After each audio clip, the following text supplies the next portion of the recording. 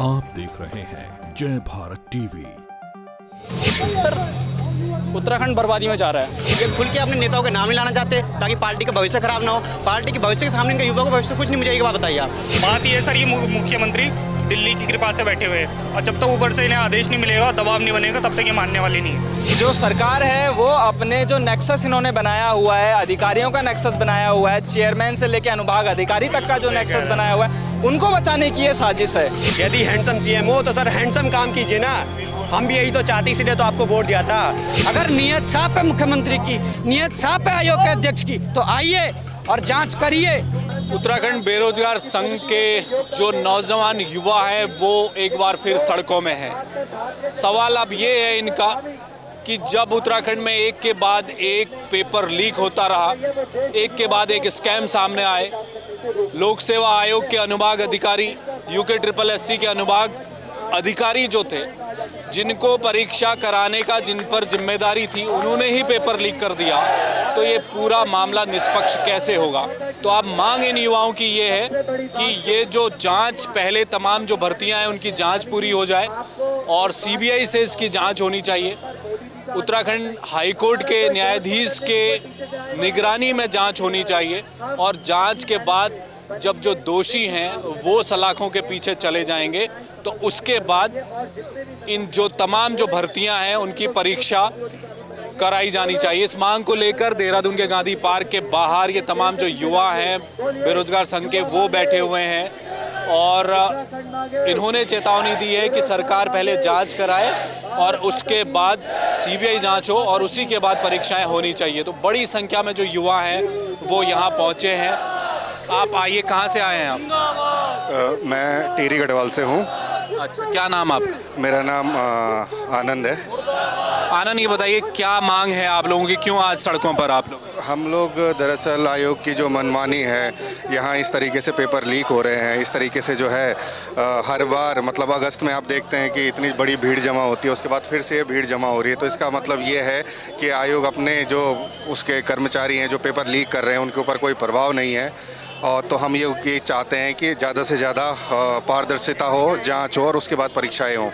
जो पेपर अभी लोक सेवा आयोग या UKSSC करवाने वाला है आने वाले समय, आप चाहते हैं कि वो परीक्षाएं पहले रद्द हो जाएं, एक तरफ से पूरी जांच हो जाए, फिर जाके परीक्षाएं हों? हाँ जी, हम चाहते हैं कि पहले उनकी जांच होनी चाहिए बड़े अच्छे तरीके से। या तो SIT तो कर ही रही है और युवाओं की मांग तो ये भी है कि CBI जांच हो और अच्छे तरीके से जांच होने के बाद तभी परीक्षाएं हों। आपका क्या नाम? बलून से। कहाँ से हैं आप? यहीं से, देहरादून से। कोई नहीं, बताइए क्या चाहते हैं अब आप लोग? हम क्या, सभी लोग ये चाहते हैं कि पहले पेपर की जांच अच्छी तरीके से हो जाए। इतनी धांधलियाँ सामने आ रही, इतनी चीज़ें सामने हो रही, इसके बावजूद भी अगर सरकार अंधी पड़ी बैठी है तो युवाओं का सर सामने ही शोषण हो रहा है। अच्छे ढंग से ये हो रहा है कि अंधेरी में जा रहा है उत्तराखंड। ठीक है, आप देख रहे हैं कितने बेरोजगार युवा यहाँ बैठे हुए हैं। ये कोई शौक की वजह से यहाँ नहीं आ रखे, सबकी मजबूरी है, सबके घर की परिस्थिति है, कोई इतना खर्चा नहीं कर पाते, लोग पढ़ के थक चुके हैं, उसके बाद भी ये हालात हो रहे हैं। ये पकड़ रहे हैं, फिर उनकी जांचें कर रहे हैं, फिर बोल रहे हैं ये दोषी नहीं है, फिर उन्हें जेल से बाहर जमानत पे छोड़ रहे हैं। तो जब जमानत पे छोड़ना ही था, उन्हें बाहर रखना ही था, तो फिर अंदर किए ही क्यों? आज डेट में सर सारी सीधी बात ये है कि जिसके जेब में पैसा, वो चाहे कितना बड़ा ही धांधलीखोर कितना हो, उसने चाहे कितने पेपर रद्द क्यों न किए हो, कितने पेपर उसने वो नहीं किया हो, वो बाहर आसानी से आ जाएगा और युवाओं को खबर तक नहीं लगेगी कि ये बाहर भी आ गया। ठीक है, आज की डेट में हर एक तीसरा अखबार पढ़ोगे आप कि आज जो अंदर हुए थे ये जमानत पे बाहर आ रहे हैं, इनका ये हो रहा है, पेपर से पहले इन्हें बाहर ना करें। क्यों सर? जब सब कुछ पता होने के बावजूद भी आप उनको अगर सार्वजनिक रूप से उनके नाम बाहर नहीं निकाल रहे, आप उन्हें पता नहीं लगा रहे हो, जब युवाओं को पता नहीं लगेगा कि किसने लीक किया था, कौन किस क्षेत्र का है, तो फ़ायदा क्या रहा है इस चीज़ का? है CBI जांच, अगर युवाओं की मांग इतनी है कि पेपर जब हो रहा है उससे पहले आप CBI जांच रखो, तो अगर वो चीज़ नहीं हो रही फिर युवा से क्या ही बोलना था, शब्द नहीं बचे कुछ बोलने के लिए। मुख्यमंत्री कह रहे हैं कि SIT बना दी गई है, वो जांच करिए, आप लोग उससे इत्तेफाक नहीं रखते, आपको क्या लगता है? हमें कोई सहमति नहीं है सर इस चीज़ से, क्योंकि सर जब चीज़ों को होना था तो उस टाइम चीज़ें हुई नहीं है। अब मजबूरन ये बोल रहे हैं कि हम वो कर रहे हैं, जिस टाइम जांच होनी चाहिए वो नहीं हो रहा है।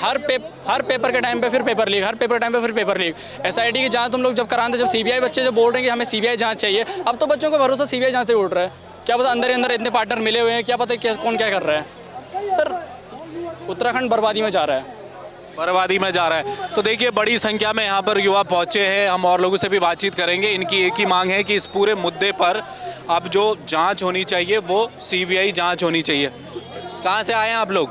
उत्तरकाशी से हैं। उत्तरकाशी से। क्या नाम है? मेरा नाम लोकेश निहाल। लोकेश, बताओ क्या हो रहा है, ये क्या मांग है आपकी? हमारी मांग ये है कि परीक्षा में पारदर्शिता हो और सीबीआई जांच हो, तब परीक्षा हो। उसके बाद सब सीबीआई जांच हो फिर परीक्षा हो। जी हमारी मांग। सरकार कह रही है कि एसआईटी बनाई है, एसआईटी जांच कर रही है, जो पटवारी पेपर लीक हुआ, स्नातक स्तरीय पेपर लीक हुआ, सबके दोषियों को पकड़ लिया है, वो जेल में हैं, कुछ तो जमानत में भी छूट गए हैं। सरकार पर भरोसा नहीं है आपको? बिल्कुल भरोसा नहीं है, जैसे प्रकरण चल रहा है आजकल, बिल्कुल ही भरोसा नहीं करेंगे हम सरकार। आपका क्या नाम? सचिन सिंह चौहान। आप कहाँ से? मैं बड़कोट उत्तरकाशी से आया हूँ। हाँ जी। क्या चाहते हैं आप? सर हम चाहते हैं कि सीबीआई जांच हो और सभी भर्ती परीक्षाएं निष्पक्ष हो, सभी कर्मचारी और आयोग के जितने भी अधिकारी हैं सबकी निष्पक्ष जांच हो, तभी फिर भर्ती परीक्षा होगी। क्योंकि अभी जो पेपर बनाया है, पिछला क्वेश्चन बैंक था, वो अभी सबके सामने हमें दिखाया भी नहीं कि क्वेश्चन बैंक क्या था, और उसमें नकलची थोड़े पकड़े गए, उनको दोबारा फिर भर्ती परीक्षा में बिठा रहे। फिर ये ऐसा कब तक चलेगा? हम कब तक लड़ेंगे? रोड पर कब तक आएंगे हम? क्या चाहते हैं अब आप लोग? सर आज के अखबार में बड़ा कर सही है, सरकार ही बोल रही है अब कैबिनेट बैठक अब 15 फरवरी को होगी और नकल विरोधी कानून का प्रस्ताव उसी दिन आएगा। तो परीक्षा तो 12 तारीख को है और ये 15 तारीख को क्यों लिखा? तो कौन सी परीक्षा है? पटवारी की। तो इसका मतलब ये है कि सरकार की मंशा तो साफ नहीं है, नकल कर देंगे, फिर तुम 15 को लाके क्या करोगे? नकल विरोधी कानून। तो इसलिए इस पेपर को आगे शिफ्ट होना चाहिए। नहीं, अगर 12 को परीक्षा हो भी गई, मान लीजिए 15 को नकल विरोधी कानून भी आ गया, तो वो तो पुरानी डेट से भी लागू हो सकता है, उसमें कोई, क्योंकि कानून तो तब बनेगा जब विधानसभा में पारित हो जाएगा, लेकिन कैबिनेट की मोहर लग जाएगी तो फिर कानून तो बन जाएगा। जो 12 तारीख को नकल करवाएंगे वो 20 तारीख को जेल भी जा सकते हैं। पर सर अभी भी आयोग के अंदर हमें भरोसा नहीं है, कहीं ना कहीं और अनुभाग अधिकारी लिप्त हैं भ्रष्टाचार में। भरोसा नहीं है आपको? जांच होनी चाहिए पहले। फिर आपका क्या नाम? सर मेरा नाम अलंकार सुमन है। कहाँ से हैं आप? सर मैं टिहरी चंबा से हूँ। ये जो बात कह रहे थे कैबिनेट 15 तारीख को होनी है, उसमें नकल विरोधी कानून उत्तराखंड सरकार लाने, हालांकि ये गोपनीय मसला है कि कैबिनेट में आएगा क्या, लेकिन इनका ये कहना है कि कैबिनेट में नकल विरोधी कानून आ रहा है 15 तारीख को, इसलिए पीछे की गई है कैबिनेट। क्या आपको ऐसा लगता है? सर मेरा मानना ये है, जब वीडियो घोटाला हुआ, वनद्रोह घोटाला हुआ, उसके बाद विधानसभा सत्र आया। सरकार की मंशा नहीं है ये उस टाइम लाने की, जो नकल विरोधी कानून था। अगर सरकार लाना चाहती तो उस टाइम ला सकती थी, पर सरकार का अपने सफ़ेद पोस्ट लोगों को बचाना चाहती है। अगर ये खुल के अपने नेताओं के नाम नहीं लाना चाहते ताकि पार्टी का भविष्य खराब ना हो, पार्टी के भविष्य के सामने इनका युवा का भविष्य कुछ नहीं। मुझे एक बात बताइए, आप कौन सी पार्टी की बात कर रहे हैं आप? किसके नेता? अब पता ही है आपको, सत्ता में कौन सी पार्टी है? जो सत्ता में पार्टी है उसी को अपने नेता को बचाने की। बीजेपी है सत्ता में। बिल्कुल वही बीजेपी की अपने नेताओं को बचाने के चक्कर में युवाओं को भविष्य खराब कर रही है पार्टी है। अब आप ही बताइए, 1-2 साल से यहाँ कोई पेपर नहीं हो रहा है, पेपर हो रहा है तो उसका धांधली हो जा रही है। धामी साहब ने बोला था कि हम जीरो टॉलरेंस की नीति पे कोई नकल नहीं होने देंगे, पर आपने देखा पटवारी का पेपर हुआ, उस पर भी नकल हुई।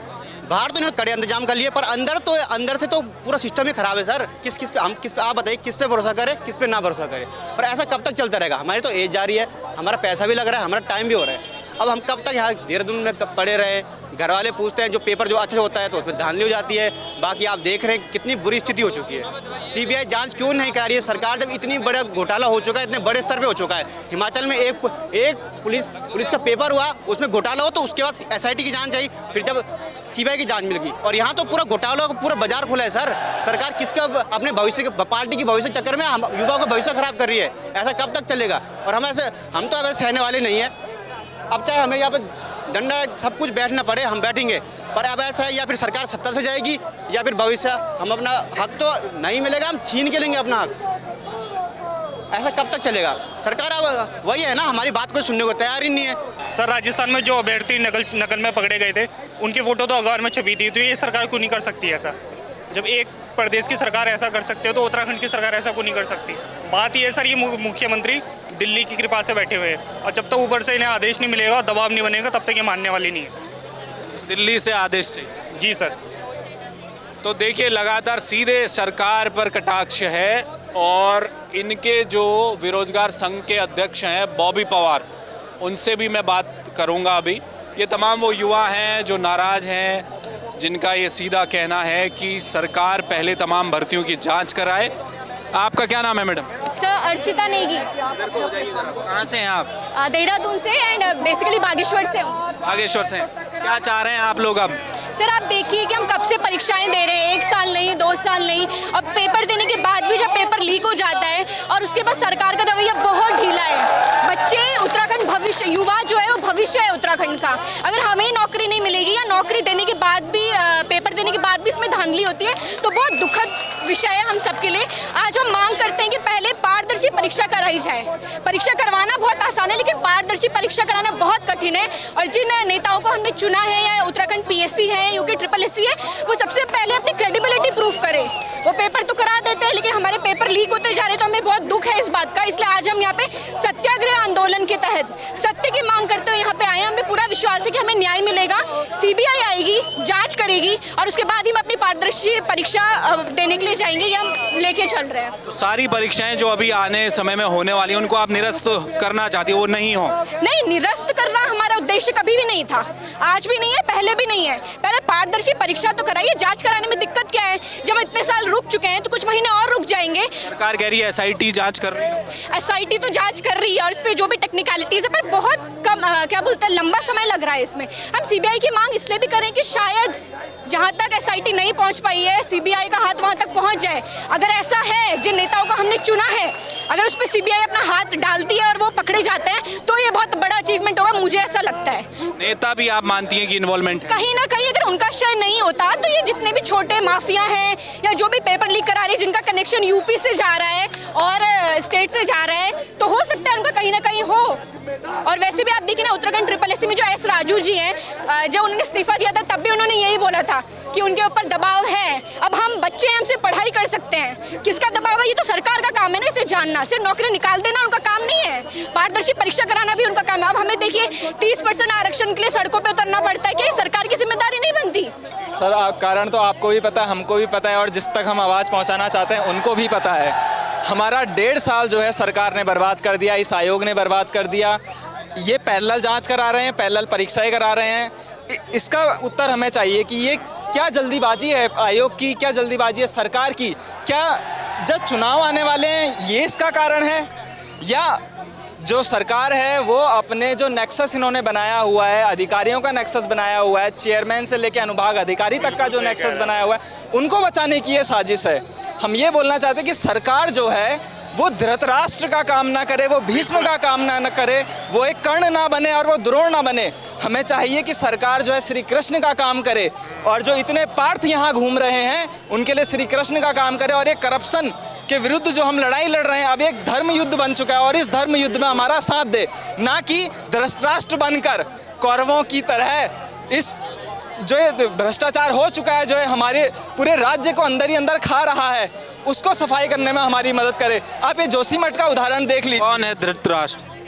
सरकार है धृतराष्ट्र, जो आंखों पे आंखें बंद करके बैठी हुई है, कान बंद करके बैठी हुई है। ये लोग ट्विटर में किसी के जन्मदिन की मुबारक दे सकते हैं, बिल्कुल ये बता सकते हैं कि हम नैनीताल में घूम रहे हैं, हमारे जो है कार्यकर्ता जो है हमारे लिए बड़े बड़े तोहफे लेके आ रहे हैं, बड़े बड़े शिष्टाचार भेंट कर रहे हैं, लेकिन इनके कान में ये जूं नहीं रेंग रही है कि 4 दिन से, 1 हफ्ते से, 1.5 साल से जो आम जो अभ्यर्थी है वो भ्रष्टाचार को लेकर सवाल पे सवाल उठाए जा रहा है, मीडिया सवाल पे सवाल उठाए जा रही है।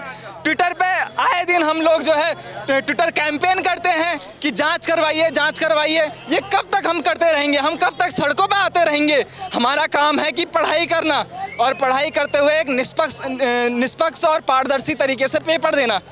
अब हम बार बार पेपर दें, बार बार कैंसिल हो जाए, हमें तो सरकार पे एक तरीके से मानसिक प्रताड़ना की बात करनी चाहिए। सरकार, आयोग, इन सब ने मिलकर, इस पूरे नेक्सस ने मिलकर सभी विद्यार्थियों का, सभी अभ्यर्थियों का मानसिक प्रताड़ित किया है, सभी अभ्यर्थियों को।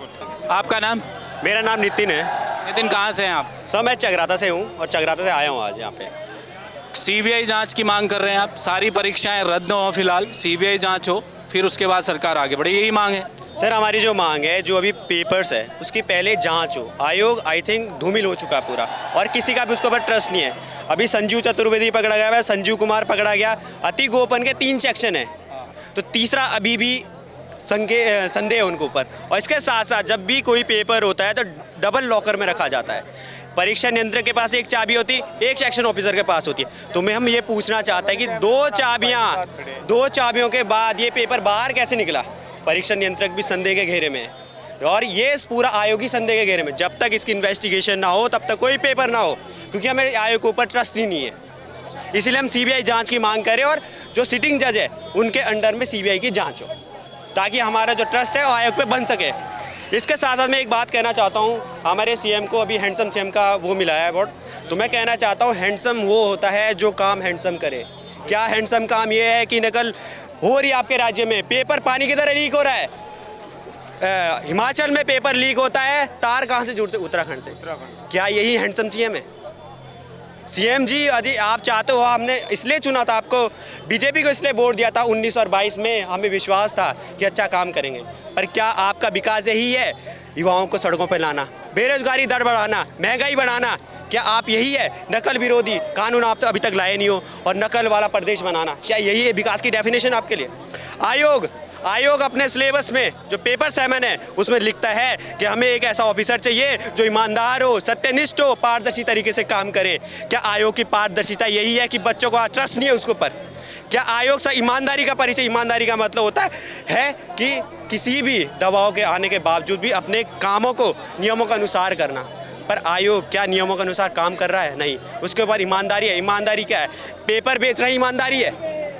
आयोग दोगलापन दिखा रहा है, बोलता कुछ है करता कुछ है। उसे कैसे ऑफिसर चाहिए? क्या उसे भ्रष्ट ऑफिसर चाहिए? बता देना, बिडिंग कर लो। हम क्यों मेहनत करें? हम लाइब्रेरी में 3-3, 4-4 साल बैठे हुए हैं, पेपर लिख रहे हैं अपने, ये देखो हाथ में निशान पड़ के लिखते लिखते। क्या हम जो मेहनत करें बेवकूफ़ है? आयोग सीधा बोल देना हमें 30 लाख चाहिए, 35 लाख चाहिए, सीटें ले जा लो अपनी, हम पढ़ाई छोड़ना मजदूरी कर लेंगे। सर क्यों अपने माता पिताओं को इस फिराक में रखें? यार हम मेहनत कर रहे हैं, आप बोल दीजिए, सीधा बोल दीजिए, पैसे है तो आओ सीट ले जाओ, हम मजदूरी कर लेंगे। गरीब सरकार कह रही है नकल विरोधी कानून बिल्कुल बनकर तैयार है, प्रस्ताव कैबिनेट में आने वाला है। सर लाइए तो पहले, बनने के लिए तो सर उनके वादे लागू कर दो ना। अभी जो पकड़े गए हैं, फिर जो यहाँ पे यूके पीसीएस और जब यूके एसएससी में पहले घोटाले हुए, तो सर मैं उससे पहले ये पूछ रहा हूँ, उसी टाइम उन्हें नकल विरोधी कानून लाना चाहिए था। या यूके पीसीएस की हिम्मत कैसे हुई? एक घोटाला पहले हो चुका, उसके बावजूद भी पेपर बेचा जाता है। तो सर हिम्मत तो बहुत है इनकी, इतनी हिम्मत कहाँ से लाते हैं? सर ये आंसर देना सरकार। यदि सरकार नकल विरोधी कानून लाना चाहती तो कैबिनेट की जरूरत क्या? कैबिनेट को इमरजेंसी में तो बुलाया जा सकता है, अध्यादेश के थ्रू भी तो लागू किया जा सकता है। सर कर क्यों नहीं रही है? आर्टिकल 213 क्या बोलता है? आप इमरजेंसी में या फिर पब्लिक सेफ्टी में या पब्लिक इंटरेस्ट में आप अध्यादेश ला सकते हो, तो सरकार कर क्यों नहीं रही है? सरकार की मंशा पे प्रश्न चिन्ह है। यदि हैंडसम सीएम हो तो सर हैंडसम काम कीजिए ना।